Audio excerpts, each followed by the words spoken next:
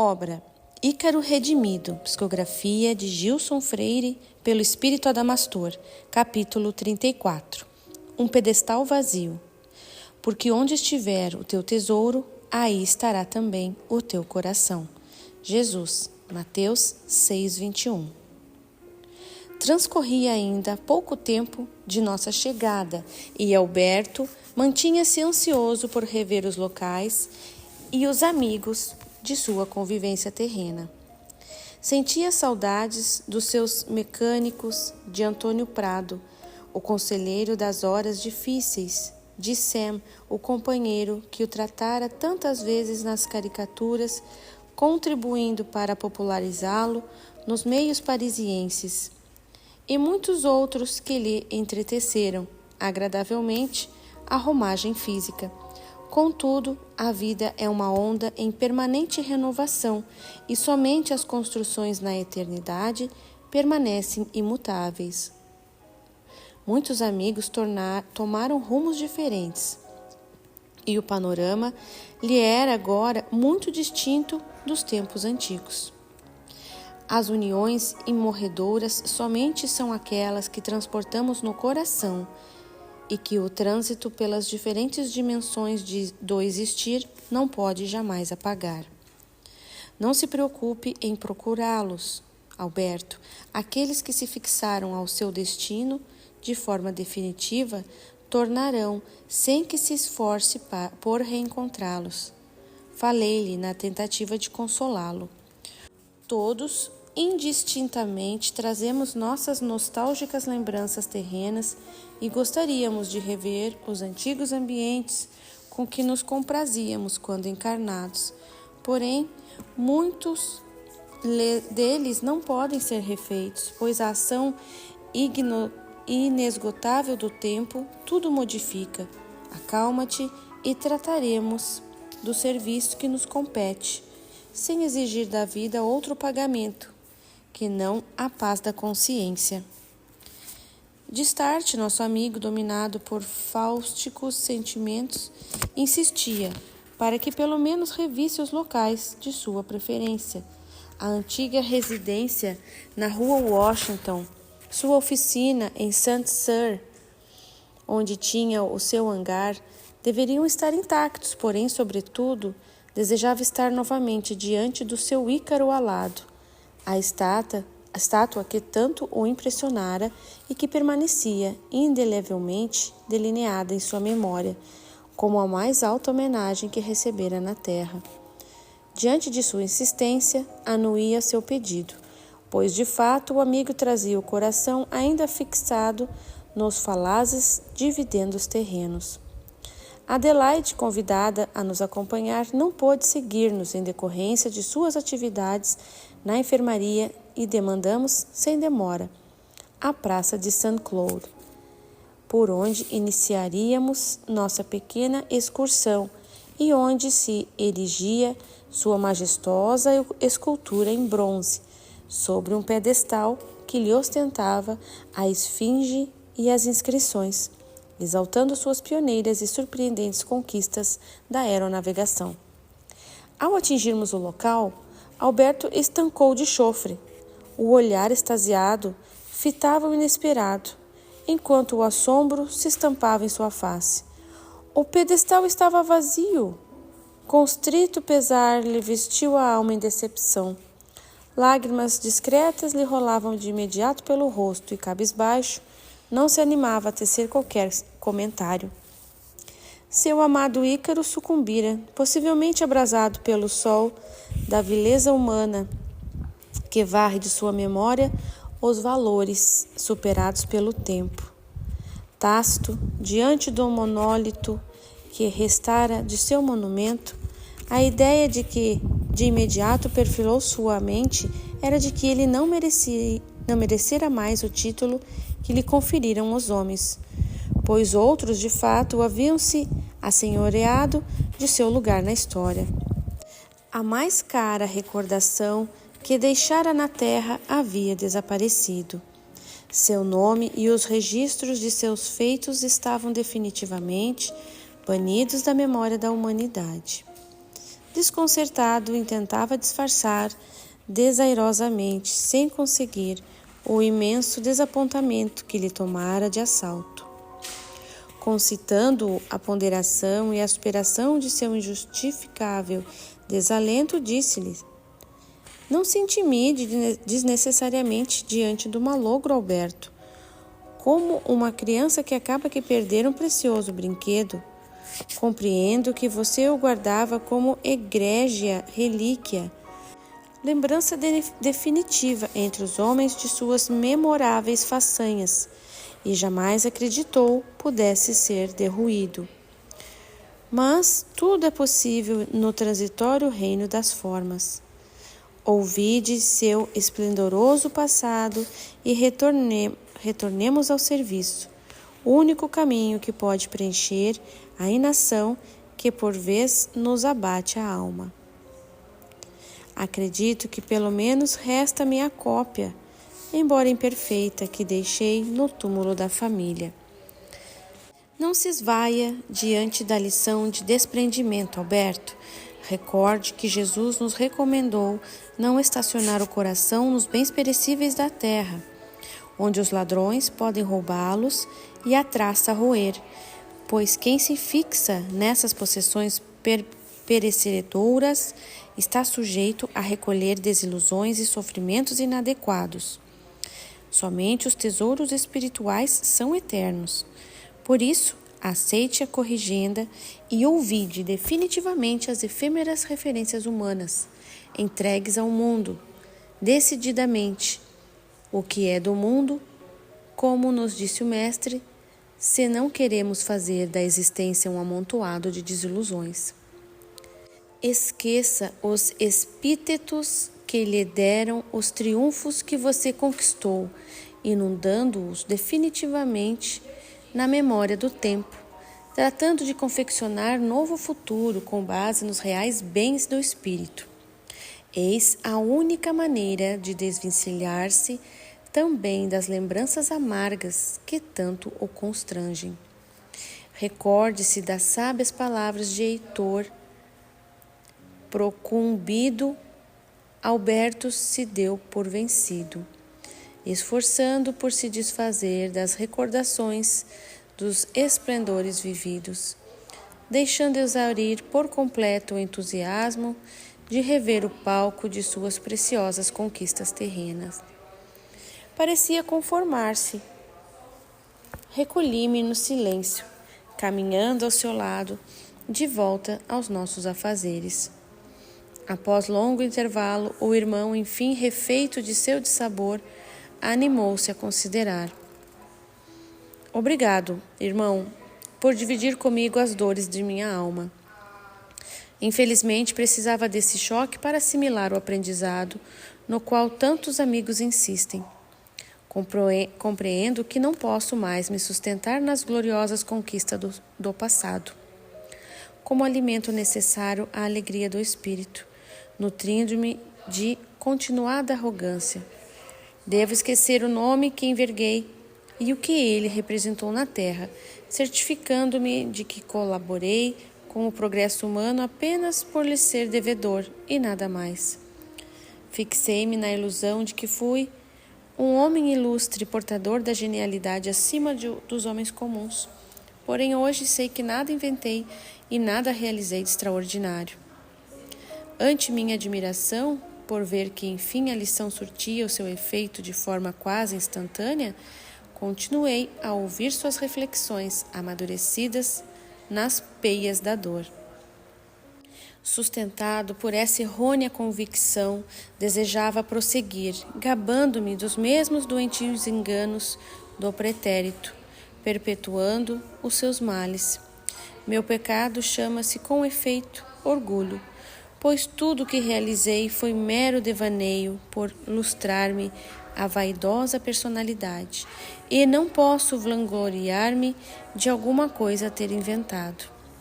Agora vejo que as sábias palavras dos amigos e as abalizadas orientações de pouco me valeram. Foi preciso que eu me deparasse com a dura realidade dos fatos para convencer-me da falácia dos meus propósitos. Eu careço olvidar decididamente, de uma vez por todas, as máculas do passado, até mesmo o galardão da fama, que me lastimam tanto quanto as lembranças dos fracassos. E hoje pude verdadeiramente alijar de meu coração o fascínio pelo pretérito, e de cabeça erguida, para a luz do Cristo, quero percorrer novas estradas da realização interior, evadindo-me das perigosas rotas de quiméricas conquistas exteriores. Sinto que me libertei de enorme peso da consciência. Não desejo mais fazer-me vítima de minhas memórias, prisioneiro de meus desvaneios, cativo de meus pretensos inventos. Fui um mero inventor de ilusões e nada mais. Encerremos o assunto, pois sei que já alcancei sobremaneira com as minhas inconvenientes rememorações, e os meus próprios dissabores já me bastam. Alegro-me por vê-lo finalmente cedendo às evidências e terminando por assimilar o bom senso indispensável ao seu completo soerguimento. Deixemos de cuidar das prerrogativas do ego se queremos ser felizes. Rumemos para o porvir, entregando o que fizemos de bom para a vida, agradecidos a Deus pelas oportunidades de algo realizar em prol da humanidade. Renunciando às notoriedades do pretérito, certamente os momentos de amargura e equívocos que lhe martirizaram a lembrança igualmente se evadirão de seu íntimo, permitindo-lhe novas e felizes aquisições para o espírito, meu amigo. Jesus, sem dúvida, abençoá-lo-á nesse propósito. Sigamos em frente, a passos decididos na trilha do Evangelho, deixando ao passo seus próprios dissabores e suas fugazes conquistas. Quem vive de ilusões, colhe decepções. Alberto voltava a sorrir, denotando que o preceito fora assimilado em plenitude. Entre mentes, recordei-me da curiosa notícia que ouvira de amigos dias atrás, compreendendo no íntimo o que se passara. Não pude evitar de lhe chamar a atenção para a ocorrência, embora duvidasse em breve relance se isto era efetivamente o melhor que lhe convinha. Algo aliviado, agreguei: Alberto, você não se deu conta de que há outras estátuas em falta nesta cidade? Nossos amigos alemães estão ávidos por matéria-prima para confeccionar munições e andaram recolhendo algumas daquelas que não lhes demonstram significativo valor para se prestar a esse fim. A sua foi uma delas, simplesmente isso. Não se trata de mera aversão à sua memória, seguramente.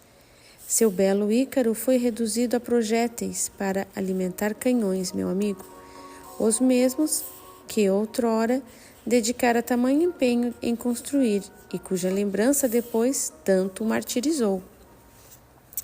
Meu Ícaro transformado em balas de canhão, vejo que o malfadado invento me persegue até hoje.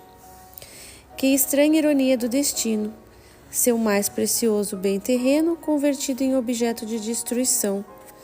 Podemos, entretanto, ver neste fato de aparente casualidade um insigne óbelo da sabedoria da vida, que não desperdiça as oportunidades para nos fazer crescer.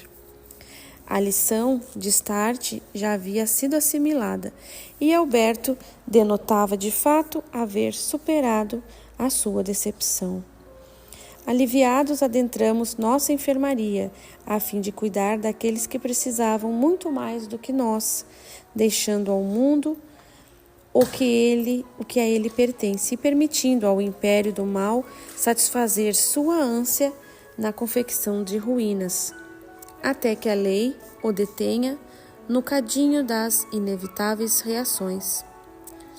Relatamos o ocorrido a Adelaide, que, embora lamentando a perda de seu relicário, conhecia que fora salutar providência do destino, demonstrando-lhe a inconveniência de percorrer às faltosas rotas do passado, somente para degustar novamente os trunfos da glória. Em breve Alberto se olvidava do fato, retornando à sua habitual diligência, demonstrando-nos que o esforço no serviço era precioso medicamento para lhe sanar a fixação do pretérito. Tornando aos campos de combate, prosseguíamos na charrua redentora, recolhendo os famigerados desencarnados, preparados para lutar, porém não para morrer.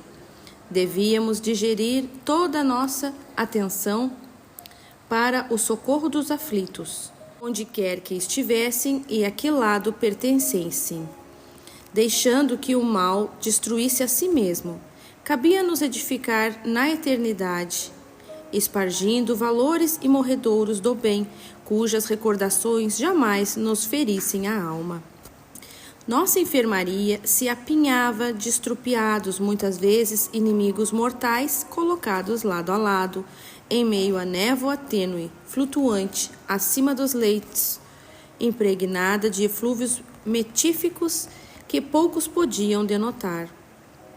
Os cuidados que os recém-desencarnados requerem nessas condições se assemelham em tudo aos traumatizados humanos, necessitando de curativos, ataduras ou até mesmo verdadeiras cirurgias de recomposição de tecidos esfacelados e ossos fraturados.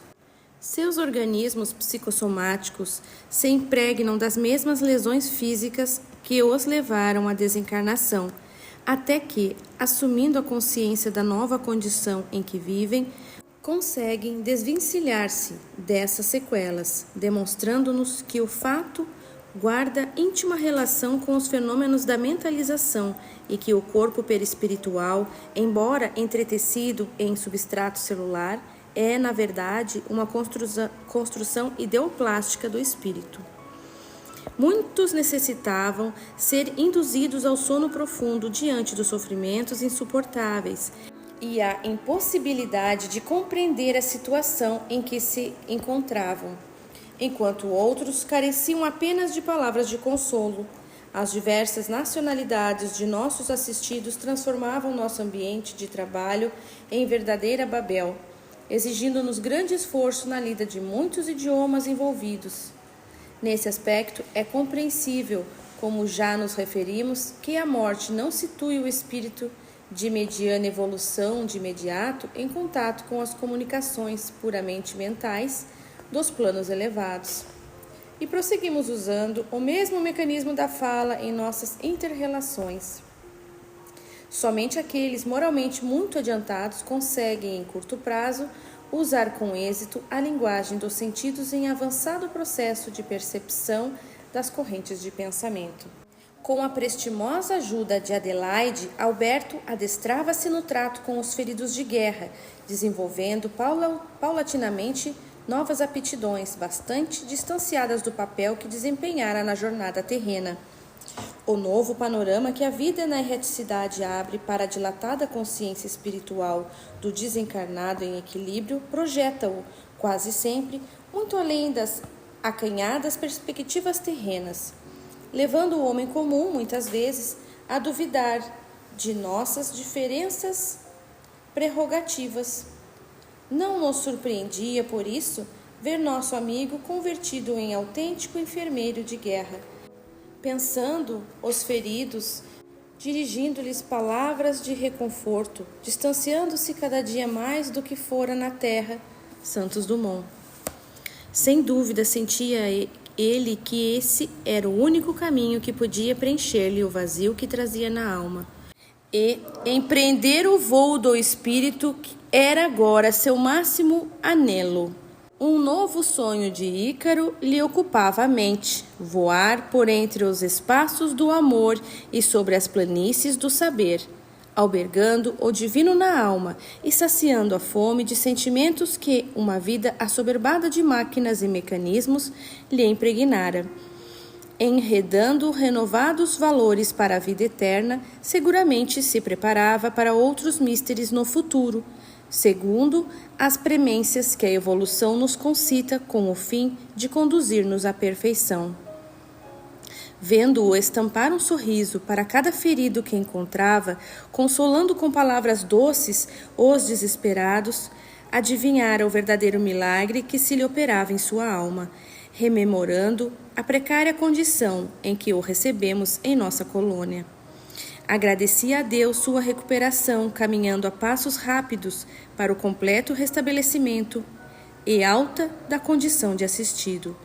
E recordando as palavras do apóstolo Pedro, certificava-me de que servir aos que sofrem é o mais precioso medicamento para sanar todas as chagas de nosso pretérito. A guerra prosseguia em sua saga sangrenta, em direção agora às plagas soviéticas, pois os beligerantes germânicos, rompendo seu pacto de interesses egoísticos com os russos, intencionavam dilatar suas fronteiras por toda a Ásia, demonstrando que suas ambições eram excessivamente desmedidas e impróprias para a paz mundial. As forças do destino atuam em obediência aos planos superiores, que nos regem a evolução, e os protagonistas da vida lhes obedecem, muitas vezes acreditando estar agindo segundo seus próprios anseios. Por isso, achávamos-nos seguros que, tomando essa nova direção, as potências do eixo, que eram na época Alemanha, Itália e Japão, formaram nessa ocasião uma coligação assim denominada Potências do Eixo. Estavam, na verdade, seguindo sugestões do invisível, zelando seu esboroamento. À medida que, dividindo seus exércitos em novas frentes de ataques, enfraqueciam-se. Seguramente não poderiam vencer o gigante russo, pois as condições climáticas lhes eram adversas e, apesar do sacrifício de milhões de vidas, essa era uma solução para minar os recursos da guerra, fazendo com que o mal fosse derrotado pela sua própria ganância. Embora não nos fosse dado tomar partido no conflito, sabíamos que nossos irmãos alemães excediam em suas ambiciosas pretensões, baseadas em equivocadas e orgulhosas utopias. Distanciados do bem comum e do respeito aos irmãos em humanidade, pleitavam, de fato, a completa dominação do orbe, objetivando a exploração econômica, a escravização dos vencidos e a desapiedada eliminação das raças consideradas inferiores, como os humildes povos asiáticos, os ciganos e os judeus, reputados como estirpes desprezíveis e indignas de participarem da nova ordem social que impunham ao mundo. Aqueles que lhes disputavam as aspirações colonialistas, como os bolchevistas russos e os impérios capitalistas ocidentais, deveriam também ser destruídos e dominados. Tais deliberações correspondiam às malignas sugestões das sombras e não se coadunavam em absoluto com os ideais superiores que nos dirigem à vida. Nessa arena de disputas, o pacto nazi-soviético era, de fato, uma grave ameaça à ordem mundial, pouco avaliada pelos observadores da história, pois a união de dois gigantes, em um esforço conjunto das conquistas, torná-los-ia imbatíveis, provocando a expansão da Grande Guerra para limites insuportáveis pelo planeta, a impor imensos sofrimentos à humanidade. Os encarnados não se deram conta do risco que corriam e dos esforços envidados pelo plano espiritual superior para desmantelar esse desequilíbrio de forças, coibindo a inadequada aliança. Felizmente, esse desiderato foi facilmente atingido, pois as desmesuradas ambições que os motivavam impediam-lhes de se consorciarem com um objetivo comum. A associação entre os russos e aliados era, naquele tempo, a melhor maneira de se evitar um desproporcional conflito entre as grandes potências bélicas, sedentas de conquistas. Entretanto, os antagonistas existentes entre os ideais comunistas e os interesses capitalistas tornavam essa união difícil e delicada. As constantes ameaças de ruptura de suas relações aparentemente amistosas eram sobrecarregadas para a direção espiritual, interessada em manter-lhes a coalizão, que somente se justificava mediante a identificação de um inimigo comum.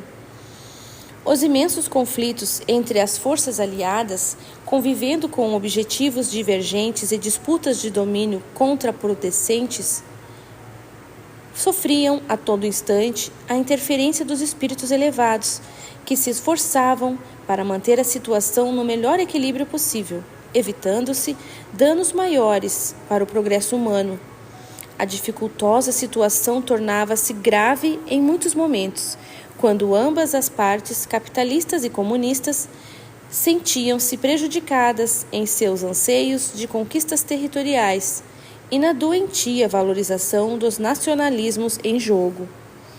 Não podemos, contudo, deixar de considerar que não havia uma facção do bem em luta contra uma do mal, pois todos, indistintivamente, achavam-se distanciados do amor evangélico e intencionavam também a expansão de domínios, almejando inadequadas explorações colonialistas, em franco desrespeito aos direitos de que cada povo irmão é meritório. Se o plano inferior tomava decisivo partido nas contendas humanas, o mundo maior não se posicionava contra quem quer que fosse, mas somente em oposição à maldade descabida, onde estivesse, interferindo com recursos apaziguadores, como um pai diante dos filhos em altercação. Iniciavam-se ainda os ataques no Pacífico, envolvendo diretamente os povos americanos, estendendo-se o teatro da guerra para uma amplitude mundial, em proporções jamais vistas. O planeta, de fato, era incendiado pelo despropósito humano, convertendo-se em imensa furna de tormentos infernais. Como os embates prosseguiam, avolumando-se nos territórios em que atendíamos, não fomos convocados para trabalhar nessas novas frentes orientais de combates, onde terríveis sofrimentos eram-nos descritos como os mais bárbaros da Grande Guerra. Em Stalingrado, pereciam milhões de almas em triste urdidura assassina, e a cidade sucumbia em meio às ruínas, onde a vida valia bem pouco diante da imensa maldade humana. Enquanto isso, a fome, o frio e a crueldade sem limites solapavam as amofinadas populações europeias, exauridas pelos extensos bombardeios e sufocadas pelo ribombar incessante dos canhões. Penava-nos ver tamanho morticínio em nome de insofreáveis orgulhos nacionalistas, completamente distanciados das realidades espirituais da vida. Presenciamos cenas imorredoras, tecidas com requintes de inenarráveis crueldades jamais vislumbradas na terra. Enquanto os germânicos cuidavam de derruir as cidades inglesas com fantásticas e terríveis bombas voadoras, disseminando o pânico e a dor, os aliados respondiam com a operação cognominada Ataque Exterminador, empregando centenas de bombardeios que enxameavam os céus sobre as populações inimigas, despejando milhares de bombas, muitas incendiárias, em centros urbanos e indefesos, assassinando impiedosamente populações civis que aparentemente não se coanudavam com as disputas de seus governos.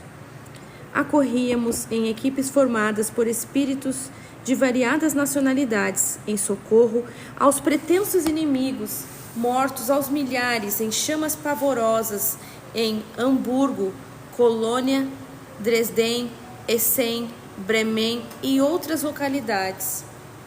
Os brutais ataques, porém, causavam plena e incompreensível fruição de prazer naqueles que os protagonizavam, atestando-nos que o distanciamento do amor divino se responsabilizava por todas as desabridas cruezas praticadas em ambos os lados da guerra. Populações inteiras eram dizimadas barbaramente, aos milhares, sem uma razão que o justificasse senão o completo domínio do coração humano pelas trevas, assenhoreando-lhes os sentimentos e aflorando-lhe o potencial de agressividade. Massacres que se constituíam em verdadeiros banquetes de sangue, festejados com requintes diabólicos pelas entidades que os suscitavam.